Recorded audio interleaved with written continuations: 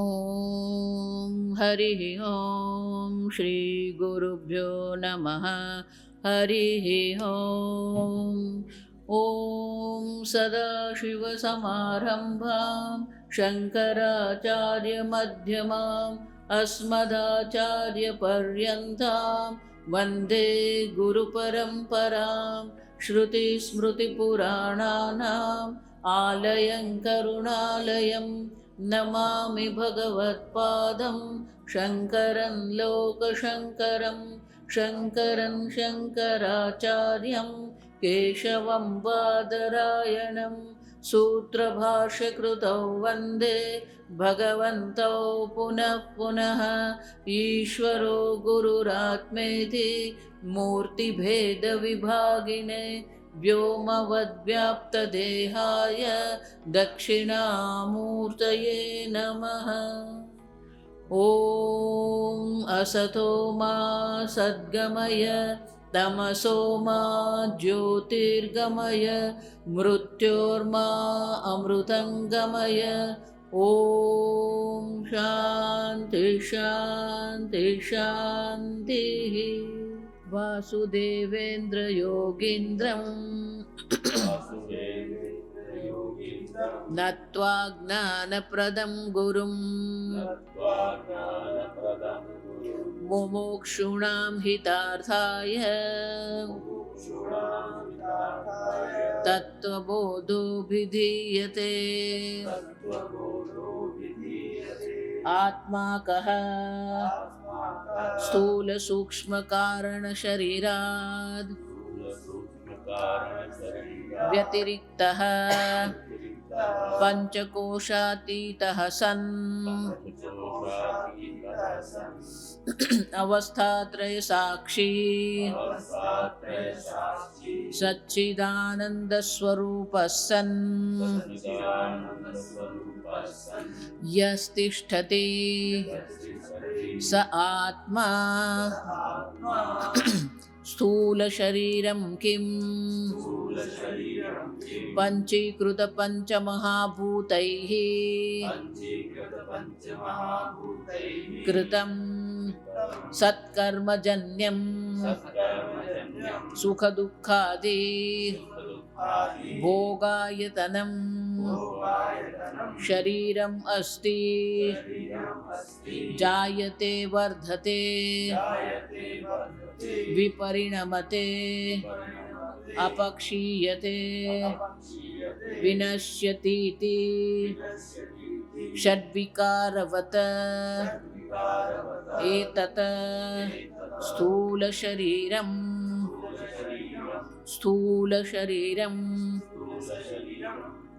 आत्मा कः स्थूल सूक्ष्म कारण शरीराद् व्यतिरिक्तः। स्थूल शरीर है कि स्थूल शरीर किसको कहते हैं? तो शंकराचार्य जी कहते हैं पंचीकृत पंचमहाभूतैः कृतम्। पंचमहाभूत जो है, एक पंचमहाभूत की अवस्था है जिसे तन्मात्रा कहते हैं। तन्मात्रा माने तत्मात्र, आकाश मात्र, वायु मात्र, अग्नि मात्र, जल मात्र, पृथ्वी मात्र, तन्मात्र जो सूक्ष्म है। सूक्ष्म तन्मात्र पंचमहाभूत है। लेकिन यहाँ शंकराचार्य जी क्या कहते हैं? पंचीकृत। एक प्रकरण ग्रंथ भी है इसके ऊपर, पंचीकरण, इसको कहते हैं पंचीकरण।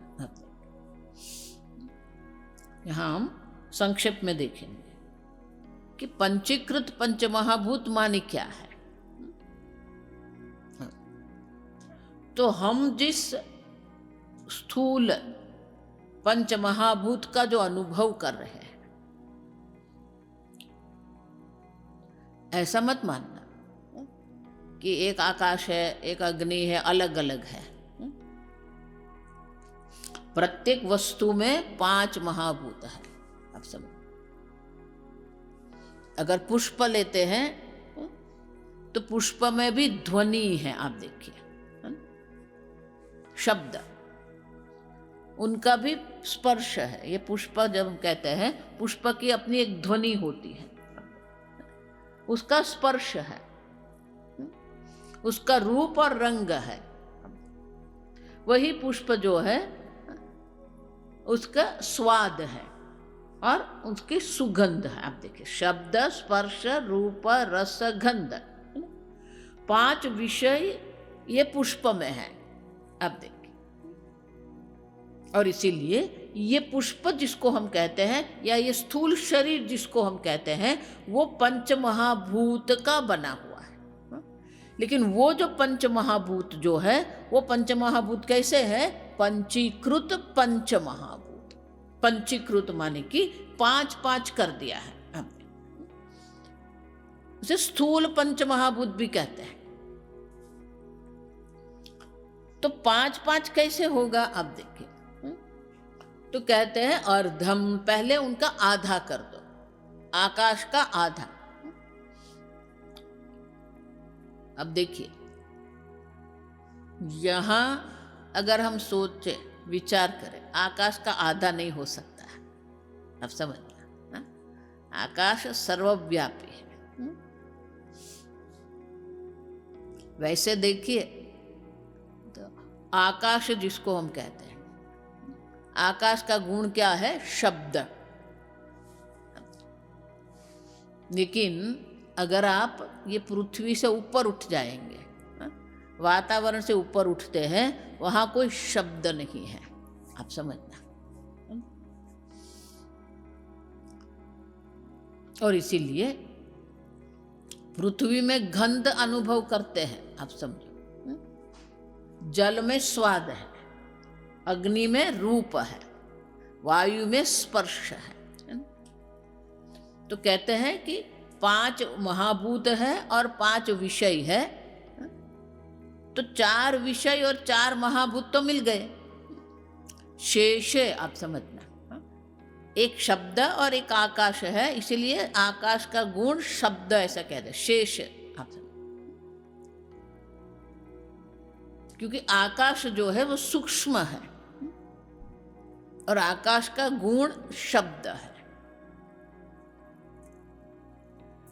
अब आकाश जो है, जो सर्वव्यापी है, सूक्ष्म है, तो उसका आधा करना है। ये बिल्कुल भौतिक रूप से संबंध नहीं है, आप समझना, क्योंकि आकाश का आधा नहीं कर सकते हम। तो आधा आकाश जो है, तो प्रत्येक पंचमहाभूत का आधा कर दिया, आप देखिए। बाकी का जो आधा है उसका 4 भाग कर दिया और एक एक भाग अन्य पंचमहाभूत से जोड़ दिया।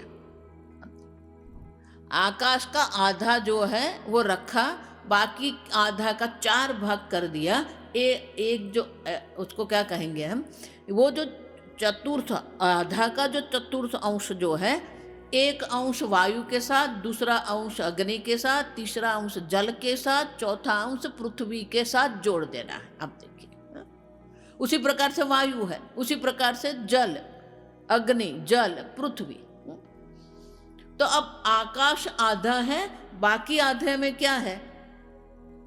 वायु, अग्नि, जल, पृथ्वी, मिश्रण है। इसे कहते हैं पंचीकृत, 5 कर दिया। एक आकाश तन मात्रा है, लेकिन वही आकाश में अभी क्या हो गया?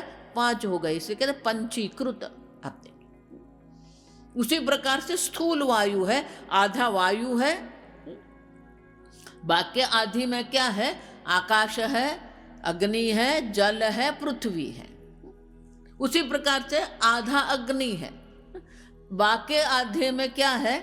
आकाश, वायु, जल, पृथ्वी। उसी प्रकार से आधा जल है और बाकी आधे में क्या है? आकाश, वायु, अग्नि और पृथ्वी।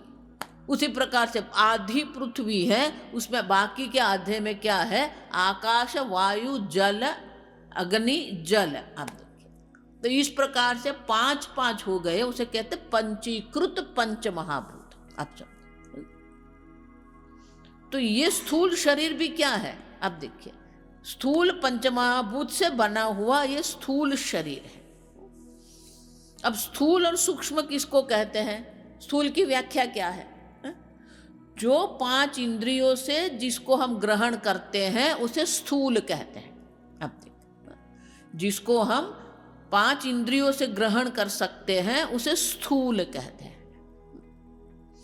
जिसको हम 5 इंद्रियों से ग्रहण नहीं कर सकते हैं उसे सूक्ष्म कहते हैं। जैसे आपका मन, आपका मन के विचार, मन के विचार जो है, क्या आप 5 इंद्रियों से ग्रहण कर सकते हो?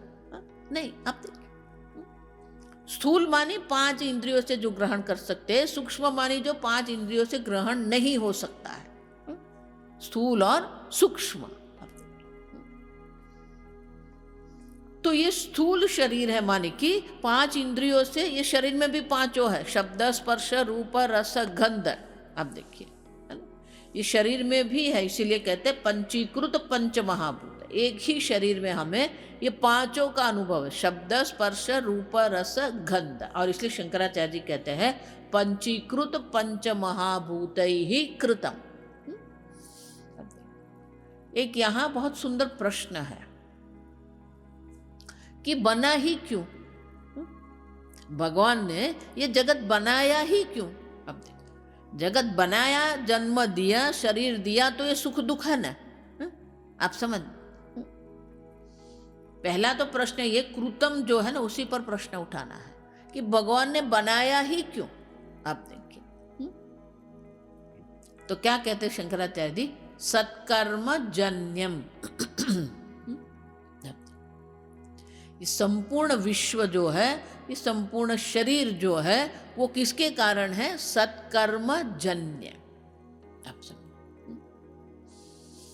यहां भले हम स्थूल शरीर मात्र की बात करते हैं, आप समझना ठीक से। ये स्थूल जगत भी जो है वो ही पंचीकृत पंच महाभूत से ही बना हुआ है। ये संपूर्ण जगत जिसका हम अनुभव करते हैं। अब तो भगवान ने ये शरीर बनाया, कृतम। अब देखिए, है ना, सत्कर्म जन्यम कृतम। बोले आप भगवान क्यों कहते? शंकराचार्य जी तो लिखा नहीं है, आप क्यों बोल रहे भगवान ने बनाया? आप समझो, क्योंकि किसी भी रचना जो है वो रचना करने वाला होता है। भले हम कहें कि माता पिता से हमारा जन्म हुआ, अब देखिए, तो क्या हम कह सकते हैं कि हमारे माता पिता ने ये शरीर बनाया? ये शरीर बनाने वाले माता पिता है क्या? आप देखिए, आप सब संहतानाम परार्थत्वात्। तर्क क्या है हमारा? जो भी संघात है, संघात मानी क्या है? अनेक अंग उपांग का बना हुआ, है ना, उसको संघात कहते हैं। स्वामी जी संघात की बहुत सुंदर व्याख्या करते हैं। संघात मानी ये कंप्यूटर भी संघात है, माइक भी संघात है, शरीर भी संघात है, आंख भी संघात है। आप समझ, ये मकान भी संघात है, अनेक अंग उपांग का बना हुआ है। तो अनेक अंग उपांग का जो बना हुआ है, तो स्वामी जी उनकी व्याख्या करते हैं, संघात का अगर अंग्रेजी में करना है, intelligently put together to serve a purpose. अंग्रेजी में क्या कहते हैं? इंटेलिजेंटली पुट टुगेदर, बुद्धिपूर्वक की रचना। Intelligently put together to serve a purpose, विशेष प्रयोजन से जो बुद्धिपूर्वक की रचना है उसे संघात कहते हैं। हमारा शरीर क्या है? संघात है। और ये शरीर जो है सत्कर्म जन्य कृतम, हमारे जो कर्म जो है वो कर्म से उनकी उत्पत्ति, जन्य बना हुआ है। और इसीलिए भगवान भी जो कर्म हमारे जो कृतम माने कि ये शरीर बनाते हैं, वो शरीर बनाने के लिए आधार क्या है? हमारे अपने कर्म है। अब सत्कर्म जन्य, हमारे को ऐसे पुण्य है कि हमें ये मनुष्य शरीर मिला है।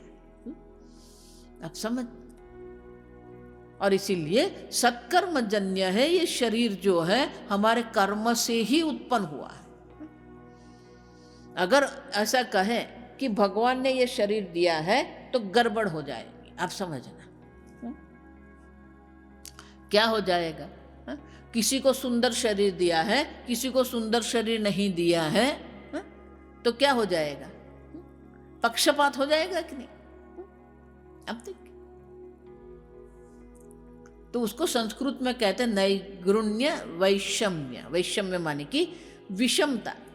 किसी का शरीर एकदम सुंदर है, किसी का शरीर सुंदर नहीं है। अब किसी के शरीर में रोग है, किसी के शरीर में रोग नहीं है। अब तो ये जो सब है, भले ही शरीर भगवान ने बनाया, लेकिन शरीर बनाने के लिए आधार जो है वो क्या है, सत्कर्म है, हमारे कर्म है। हमारे कर्म के आधार पर ही ये शरीर बना हुआ है। और इसलिए शंकराचार्य जी कहते हैं कर्मजन्य है। हमारे जिस प्रकार के कर्म है वो हमारे जो संचित कर्म जो है, आगे आएगा ये सब, संचित कर्मों में से जो कर्म कर्म फल देने के लिए तैयार है उसे प्रारब्ध कर्म कहते हैं। अब देखिए, प्रारब्ध मानी प्रकर्षेण आरब्धम, जिसका आरंभ कर्म फल देने का आरंभ हो गया है उसे कहते हैं प्रारब्ध। तो हमारे जो प्रारब्ध कर्म है वो प्रारब्ध कर्म के अनुरूप ये हमारा स्थूल शरीर बना हुआ है। अब भले शरीर भगवान ने बनाया, लेकिन शरीर कैसा होगा, कितने उसकी आयु होगी। ये स्थूल शरीर है, उसमें 3 वस्तु होती है। अब तक इस कहते हैं आकृति, शरीर की आकृति। फिर आकृति के साथ क्या होगा, आयुष्य। आयुष्य माने क्या है, इनकी उम्र कितनी, वय कितनी। आप देखिए, और भोग, आकृति, आयु और भोग। जहां पर भी ये स्थल शरीर है, भले वो कुत्ते का शरीर हो, मच्छर का शरीर हो या मनुष्य शरीर हो, शरीर में 3 बात होती है। उसकी आकृति होती है, उनका आयुष्य होता है, और आयुष्य के साथ भोग होता है।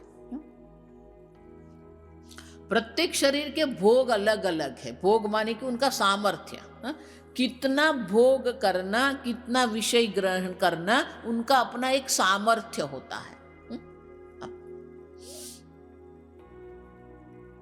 हम वलसाड़ में वेदांत पढ़ाते हैं, वहाँ एक भाई पहले प्रवचन में आते थे। उनके शरीर में कैसा था कि वो दही, एक आधी चम्मच भी दही खा ले ना, दही उसके उदर में गया, तुरंत उनको ये छींक आनी आरंभ हो जाती, स्नीजिंग। अब तुरंत, नेक्स्ट सेकंड। अब देखिए, अब उनका शरीर ही ऐसा बना हुआ था कि वो दही नहीं खा सकते। आप देखिए, माने किस किस प्रकार का भोग ये शरीर कर सकता है, वो भी हमारे कर्म के आधार पर ही है। आप समझ,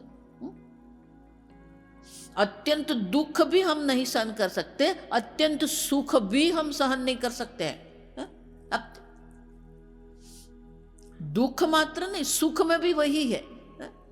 पहली बार 1983 में, 1983 में शारजहां में जब कपिल देव ने ये विजय हमारा हुआ था, अब तो वर्ल्ड कप जब हमने जीता था, तो वहां एक व्यापारी वहां बैठा था स्टेडियम में। वो इतना खुश हो गया, प्रसन्न हो गया, क्योंकि पहली बार भारत ने विश्व कप जीता था। वो इतना आनंद में आ गया कि वहां ही वो आनंद इतना अधिक था कि वहां हार्ट अटैक आया और वहां गुजर गया। आप देखिए, देखो, इसलिए बच्चे भी बहुत हंसते हैं ना, तो हम क्या करते हैं, कभी देखा है कि नहीं? बच्चे बहुत हंसते हैं तो क्या कहते हैं, उसको रुला दो, है ना? क्यों? क्योंकि अत्यंत सुख भी हमारे शरीर के लिए ये नुकसानकारक है। उसी प्रकार से अत्यंत दुख भी हमारे शरीर के लिए क्या है, अब सूरत में एक व्यापारी, उनकी सिल्क की दुकान थी, सिल्क की साड़ी। अब किसी ने जाके क्या कर दिया, ये मिट्टी का तेल डाल दिया और जला दिया। और ये जितने साड़ी के जो दुकान होती है, नीचे गद्दी लगाते हैं, वो साड़ी ऊपर गद्दी लगाते हैं, आप देखिए, क्योंकि खोल के बताना है आपको। अब उसने क्या कर दिया, मिट्टी का तेल तो कहीं पर अंदर चला जाएगा, और फिर क्या कर दिया, जला दिया। अब तो उसको जलने में कितना वक्त लगेगा, अब देखिए। और सिल्क की साड़ी है, तो उसके सामने, दुकान के सामने जो रहने वाला था, उसने देखा कि आग लग गई, तुरंत वो भाई को फोन किया। जैसे सुना कि आग लगी है, उसको तुरंत हार्ट अटैक आया। आप देखिए, क्यों? क्योंकि वो जानता था। अब आग लगी शब्द से ही समझ गया कि कुछ बचने वाला नहीं है, तो उसको तुरंत हार्ट अटैक आया, तुरंत मर गया। आप देखिए, मानी अत्यंत सुख, अत्यंत दुख भी हम सहन नहीं कर सकते। प्रत्येक शरीर कितना भोग लेता है, कितना भोग, मात्र आहार की दृष्टि से नहीं, आप समझना। हमारा शरीर जो बना हुआ है, और जो हिमालय में रहते हैं उनके शरीर जो है वो क्या है, अलग है। आप समझ, कई बार हम लोग क्या सोचते हैं, वो हिमालय से जब यहाँ आते हैं ना, अब तो इतनी ठंडी में भी ऐसे ही घूमते रहते हैं, और हम पंचकोश पहन के घूमते हैं। अब तो हमें क्या लगता है, अरे देखो उनको ठंडी नहीं लगती है। तब उसको ठंडी नहीं लगती है, क्यों नहीं लगती है? क्यों? हिमालय में रहते हैं।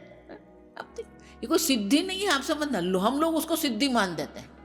हाँ, उसको ठंडी नहीं लगती है। तो मैं हमेशा कहती हूँ, उसको ठंडी नहीं लगती, ठीक है, उसको बोलो 40 टेम्परेचर में रहे। अब देखिए, उनका शरीर जो है वो ठंडी के लिए है। अब उष्णता में उसको गर्मी में लाके बिठा दो यहाँ पर 40 पर। अब तुम माने कि उनका शरीर जो है वो ठंड के लिए है, और हमारा शरीर जो है वो 40 के लिए है। अब देखिए, तो प्रत्येक शरीर का भोग होता है, आप समझ रहे हैं। भोग मात्र आहार नहीं है। कितना शीत, कितना उष्ण, सुख दुख आदि, इसलिए शंकराचार्य क्या कहते हैं, आप देखिए, है ना, सत्कर्म जन्यम सुख दुखादि भोग आयतनम। अब देखिए, एक एक शब्द बहुत सुंदर है, आप समझ, कितना भोग ये शरीर सहन कर सकता है। कई बार ये लोग प्रयोग करते हैं कि हम कितना जाग सकते हैं, 1 दिन, 2 दिन, 3 दिन, 4 दिन। अब कहीं प्रयोग करते हैं, वो कई लोग होते हैं वो 4 दिन तक सोते ही नहीं है। अब लेकिन फिर एक मात्रा आ जाती है उसकी मर्यादा, उससे अधिक नहीं जाग सकता है, तो शरीर अपने को क्या कर देगा, मार देगा। आप देखिए, अब समझ, जागना, सोना, ये सब आएगा। इसलिए शंकराचार्य जी कहते हैं कि ये शरीर जो है वो कितना भोग ले सकता है। अब समझो, उसकी भी एक मर्यादा है। आकृति है, आयुष्य है और भोग है। इसलिए क्या शंकराचार्य जी कहते हैं सुख दुख आदि। सुख दुख आदि मानी क्या है, शीत उष्ण। अब कई बार आप समझो, ये क्रोध भी जो होता है ना, अधिक क्रोध जो करने वाले होते हैं, उसके शरीर में भी क्या होता है, नुकसान होता है। आप समझो, वो हमारे हृदय पर एक प्रकार से भार बनता है। अत्यंत क्रोध करना, उसी प्रकार से अत्यंत दुखी रहना। अब देखिए, हमारे आधे जो रोग है ना ये शरीर में, ये दुखी होने से ही होता है। हम, आप समझ, छोटी छोटी बात पर हम विक्षिप्त हो जाते, छोटी छोटी बात पर हम दुखी हो जाते हैं। और इसीलिए ये शरीर में जितने भी रोग जो है, भोगायतनम, भोग में ये रोग भी आ जाता है। आप समझना, अनेक प्रकार के रोग ये शरीर में हो सकते हैं। और इसीलिए शंकराचार्य जी कहते हैं सुख दुख जो आदि जो है भोग आयतनम। अब आयतनम शब्द जो है, आयतनम माने कि स्थान। अब समझते, काउंटर, जैसे बैंक में जाते हैं ना, बैंक में जाते हैं तो अनेक प्रकार के काउंटर होते हैं, है ना। कैशियर का काउंटर होता है, चेक का काउंटर होता है, कैश के साथ उसके बगल में एक चेक का होता है जहां आप जमा कर सकते हैं। कैशियर मानी आप ले सकते हैं, आप देखिए। उसी प्रकार से ये शरीर जो है वो शंकराचार्य जी कहते हैं भोग आयतन। ये भोग करने का स्थान है। आयतन माने स्थान है। ये स्थान ही मात्र नहीं है, इसलिए हम काउंटर उसको कहते हैं। काउंटर माने कि ये शरीर जो है, उस शरीर के द्वारा ही ये जीव जो है क्या कर रहे, ये जगत के साथ व्यवहार करता है। तो किसी को अगर आपसे संपर्क करना है तो काउंटर क्या है, ये स्थूल शरीर है। सुख दुखादि भोग आयतन, भोग का स्थान है ये।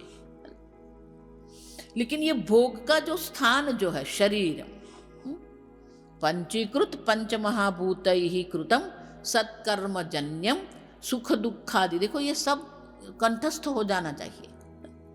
पुनः पुनः मैं बोल रही हूं तो पुनः पुनः सुनकर हमें क्या हो जाए, कंठस्थ हो जाए। आप देखिए, पंचीकृत पंचमहाभूत ही कृतम सत्कर्म जन्यम सुख दुखादि भोगायतनम। आप देखिए, शरीरम, ये शरीर है। लेकिन ये शरीर की विशेषता क्या है, तो शंकराचार्य जी कहते हैं अस्थि। आप देखें, पहला क्या है, अस्थि। अस्थि माने एग्जिस्टेंस, अस्तित्व, है पना।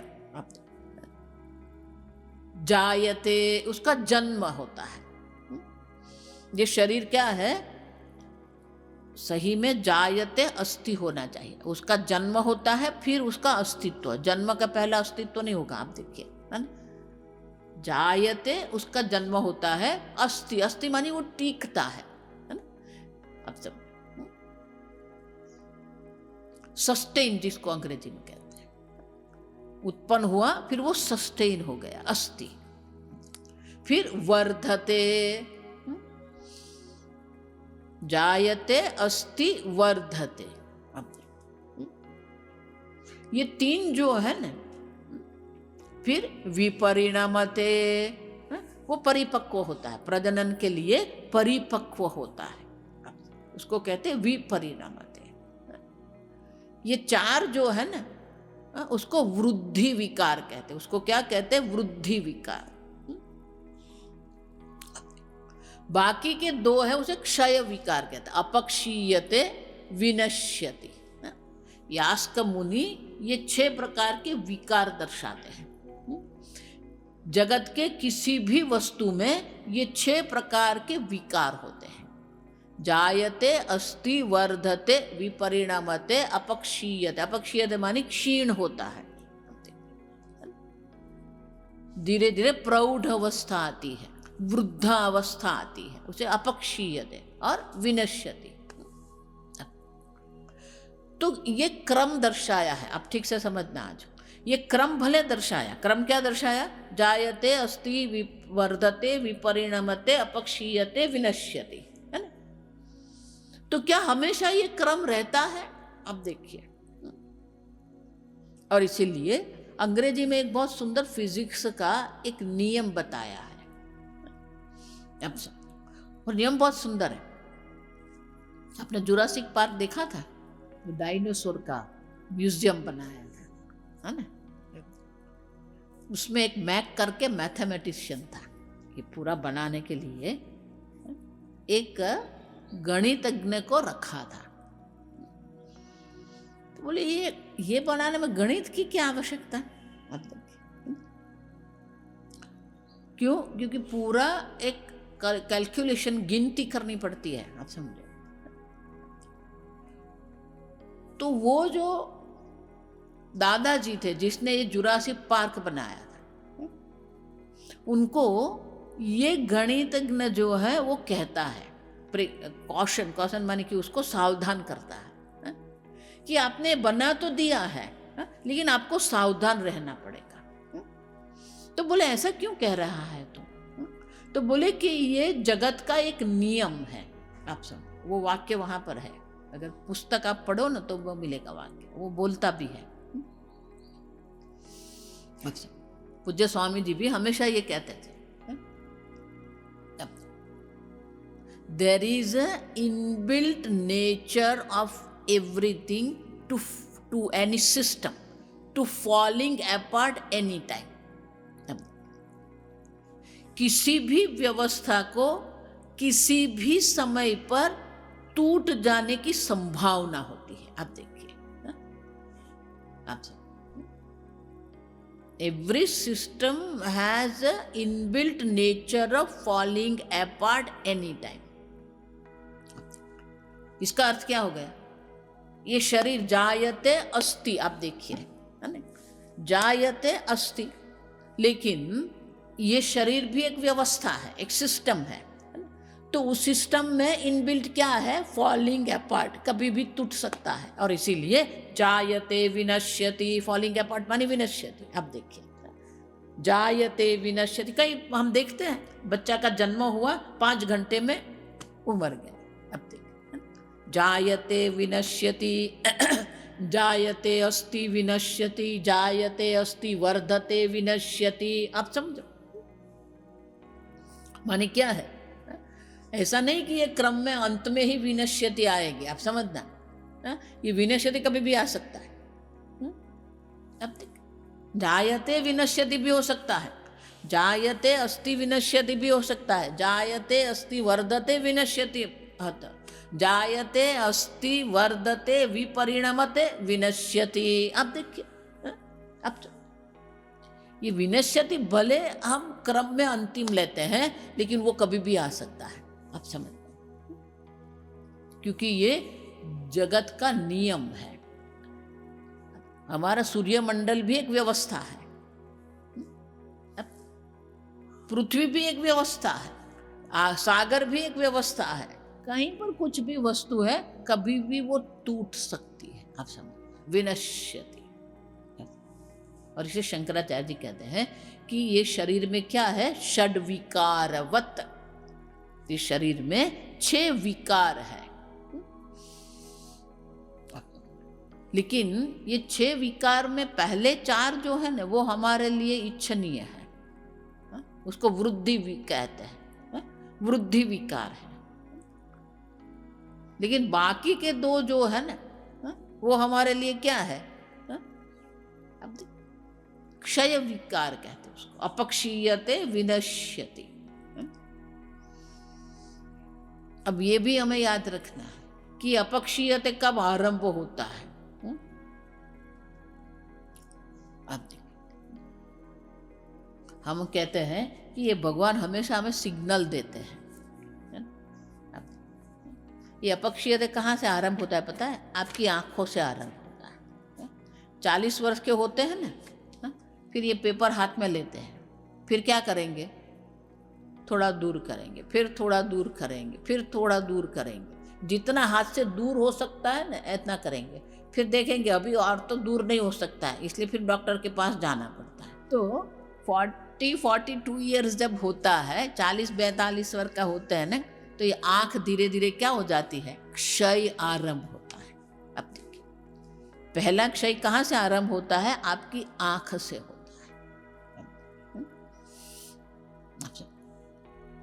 तो हम ऐसा कहते हैं कि अब भगवान कहते हैं कि थोड़ा देखना बंद करो, लेकिन हम भी बहुत होशियार हैं। कोई बात नहीं, भगवान चश्मा पहन के देखेंगे, फिर धीरे धीरे दांत की समस्या आती है, कोई बात नहीं, भगवान डेंचर पहन कर खाएंगे। दांत नहीं रहे तो भगवान कहते हैं कि दांत से जो चबा सकते हैं वो खाना बंद करो, लेकिन हम तो क्या करेंगे? कुछ भी नहीं। धीरे धीरे इंद्रिय क्षय होती है, इंद्रिय का क्षय होता है। पहला क्षय इंद्रियों का होता है। कान में भी सुनना कम हो जाता है ना, कोई बात नहीं, भगवान हियरिंग एड लगा के सुनेंगे। हमारी माता जी थी ना, उसको भी हियरिंग एड दिया था, 6-8 महीने पहना, फिर बोला अभी नहीं पहनना है, बोले इतना महंगा लिया है, इतना बढ़िया है, पहन के करो। नहीं पहनते। फिर एक बार मैंने कहा कि अरे पहन के तो देखो बहुत अच्छा है, सब सुन सकते हैं। अरे पूरी जिंदगी बहुत सुन लिया, अभी कुछ नहीं सुनना है। अब तो क्षय कहते हैं उसको, कि शरीर में क्षय होता है, अपक्षीयते, विनश्यति, विनाश होता है। षड विकार वत, ये 6 प्रकार के विकार ये स्थूल शरीर में है। और इसलिए शंकराचार्य जी कहते हैं पंचीकृत पंच महाभूतैः कृतम सत्कर्म जन्यम सुख दुखादि भोगायतनम शरीरम अस्ति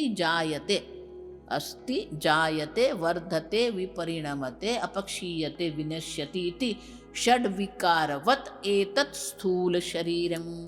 तो ये स्थूल शरीर जो है 6 विकार वाला ये स्थूल शरीर है। लेकिन मुख्य क्या है यहाँ पर? भोगायतन।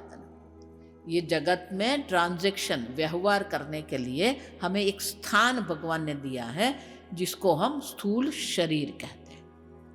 ये हो गया स्थूल शरीर।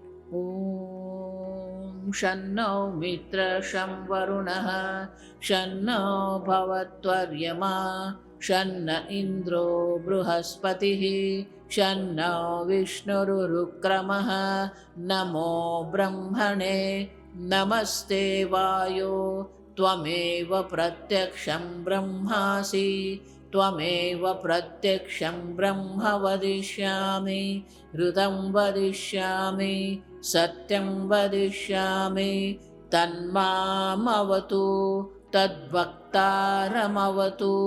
अवतु माम् अवतु वक्तारम्। ओम शांति शांति शांतिः। ओम पूर्णमदः पूर्णमिदं पूर्णात् पूर्णमुदच्यते पूर्णस्य पूर्णमादाय पूर्णमेवावशिष्यते। ओम शांति शांति शांतिः। हरिः ओम श्री गुरुभ्यो नमः। हरिः ओम। हरि